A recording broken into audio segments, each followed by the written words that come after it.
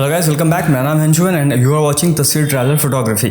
आज के इस वीडियो में हम लोग थोड़ा सा फोटोग्राफी के आर्टिस्टिक पार्ट के बारे में बात करेंगे, क्योंकि जब मैं फोटोग्राफी देखता हूँ, फोटोग्राफी वीडियोस बाकी चैनल पे देखता हूँ, तो देखता है कि यार बहुत सारे लोग ऐसी वीडियोस बना रहे हैं जहाँ पे बहुत सारा टेक्निकल स्टफ बता रहे हैं। लेकिन फोटोग्राफी आर्ट है भाई, अगर उसको आर्ट की तरह सीखेंगे तो सीखना आसान भी होगा। और इसी चीज़ को सोचते हुए हमने डिसाइड किया कि भाई अब थोड़ा सा आर्ट के तौर पे इसको समझा जाए, और इसी चक्कर में आज हम लोग थोड़ा सा इजी लैंग्वेज में बात करेंगे और हम लोग अपर्चर के बारे में आज सीखेंगे।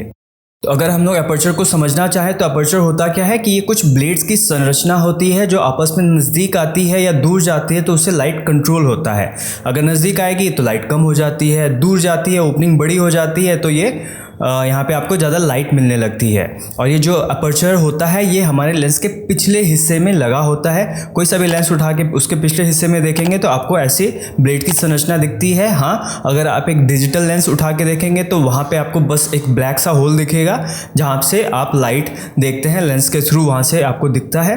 बट अगर हम लोग समझना चाहें ईजी लैंग्वेज में तो अपर्चर का बहुत ज़्यादा काम नहीं होता है फोटोग्राफी में। अपर्चर का बस इतना ही काम होता है, जो हम लोग इन प्रैक्टिकल काम करते हैं, फील्ड में काम करते हैं, तो वहाँ पे हम लोग इससे सिर्फ अपने डेप्थ ऑफ फील्ड को कंट्रोल करते हैं। इससे ज़्यादा कुछ काम नहीं होता है। और अगर आप अपर्चर को समझना चाहते हैं तो बस इतना ही समझिए, आपके लिए काफ़ी होगा। अब बात आती है कि डेप्थ ऑफ फील्ड को हम लोग कैसे कंट्रोल करते हैं। तो जब आप इस टर्म को सुनते हैं अपर्चर को, तो इसको कंट्रोल करने के लिए हम लोग कुछ यूनिट का इस्तेमाल करते हैं, कुछ नंबर्स का इस्तेमाल करते हैं। अगर यूनिट की बात करें तो एफ स्टॉप इसको कहते हैं कि ये एक एक स्टॉप करके ऊपर जाता है या एक एक स्टॉप करके नीचे आता है, और उसी के साथ आपको कुछ नंबर चिन्हित मिलेंगे, जैसे 2.8, 3.5, 4, 5.6, 8, ये अलग अलग नंबर्स हैं। तो यहाँ पे होता क्या है कि जैसे जैसे आप नंबर को कम करते हैं, जैसे 2.8 कर दिया, 1.4 कर दिया, 1.8 कर दिया, तो यहाँ पे क्या होता है कि आपको डेप्थ ऑफ फील्ड बहुत कम मिलेगी, लो मिलेगी। तो यहाँ पे क्या होता है कि अगर आप स्टोरी टेलिंग कर रहे हैं अपनी पिक्चर के थ्रू, तो स्टोरी टेलिंग में ये आपको मदद करता है। क्योंकि यूजुअली होता क्या है कि जब भी हम लोग कोई भी पिक्चर बना रहे हैं, पिक्चर गढ़ रहे हैं, तो वहाँ पे हम लोग ज़्यादातर कोशिश करते हैं कि पिक्चर के अंदर एक स्टोरी कही जाए। तो उसी स्टोरी में हम लोग एक स्टोरी के मेन कर्ताधार या फिर जिस एक कैरेक्टर को हम लोग चूज़ करते हैं या एक सब्जेक्ट को चूज़ करते हैं जिसके आगे पीछे की कहानी हम लोग अपने इमेज के अंदर बताने की कोशिश करते हैं, तो वहाँ पे ये अपर्चर नंबर ही हमारी मदद करता है।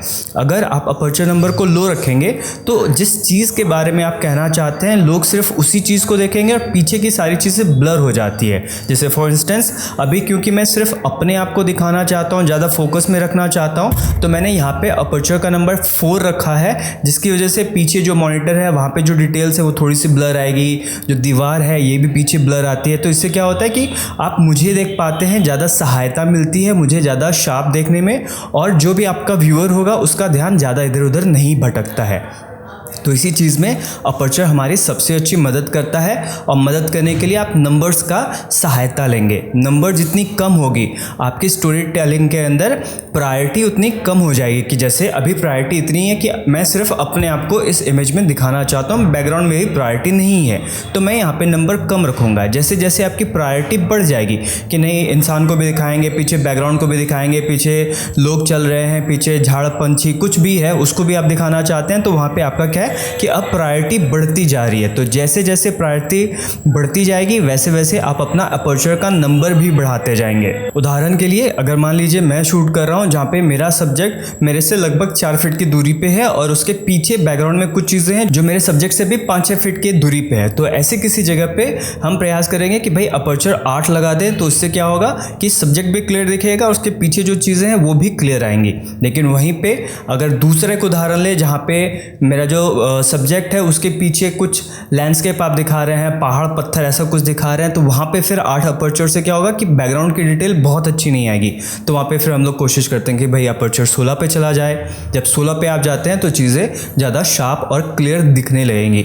तो जहाँ पे आप क्लैरिटी बढ़ाना चाहेंगे, सिंपल, बहुत सिंपल टर्म है, जहाँ पे आप बैकग्राउंड में क्लैरिटी बढ़ाना चाहेंगे वहाँ पे आप अपर्चर नंबर बढ़ा दीजिए। 8 पे जाइए, 11 पे जाइए, 16 पे जाइए, 22 पे जाइए, 29 पे जा सकते हैं तो उस पर भी चले जाइए। जितना आप ऊपर जाएंगे क्लैरिटी उतनी बढ़ती जाएगी बैकग्राउंड की। और बैकग्राउंड की क्लैरिटी जितना कम करना चाहते हैं आप अपर्चर का नंबर उतना कम कर दीजिए। आप अपर्चर 4 पे आ जाइए, अपर्चर 2.8 पे आ जाइए, अपर्चर 1.8 पे आ जाइए। जैसे जैसे अपर्चर नंबर घटाते जाइएगा वैसे वैसे बैकग्राउंड की क्लैरिटी कम होती जाएगी।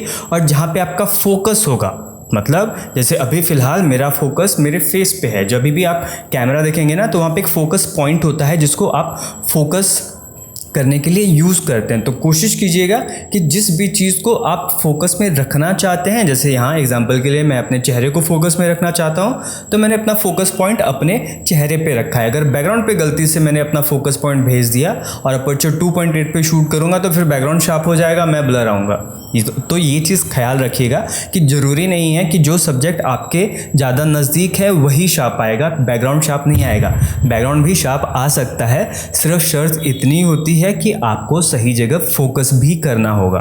तो इतनी चीज़ों का आप ध्यान रखिए और आर्ट ऑफ फोटोग्राफी का मज़ा लीजिए, क्योंकि टेक्निकल चीज़ें बहुत सारी है फोटोग्राफी के अंदर। और इसको अगर सिंपली समझा जाए तो फोटोग्राफी बहुत सिंपल चीज़ भी होती है। अब क्योंकि मुझे काम करते करते 12-13 साल हो चुके हैं तो मेरे लिए अब ये सारी टेक्निकल चीज़ें काफ़ी आसान हो गई है एक्सप्लेन करने के लिए। और इन चीज़ों को आने वाली वीडियो में मैं एक्सप्लेन भी करूँगा, जहाँ पर हम लोग अभी शटर के बारे में बात करेंगे, ISO के बारे में बात करेंगे और मैनुअल फोटोग्राफी के बारे में भी बात करेंगे। ये पूरा एक सीरीज़ 4 एपिसोड का हमने सोचा हुआ है और कोशिश करेंगे कि अगले 1 हफ्ते में या 2 हफ्ते में ये चारों वीडियोस निकाल दें, चैनल पे आ जाएगा। तो अगर ये चारों वीडियोस आप देखना चाहते हैं तो सब्सक्राइब जरूर कीजिएगा और ये वीडियो अच्छी लगी हो तो लाइक कीजिएगा, शेयर कीजिए अपने फ्रेंड्स के साथ। एंड मैं आपसे मिलता हूँ अगले वीडियो में।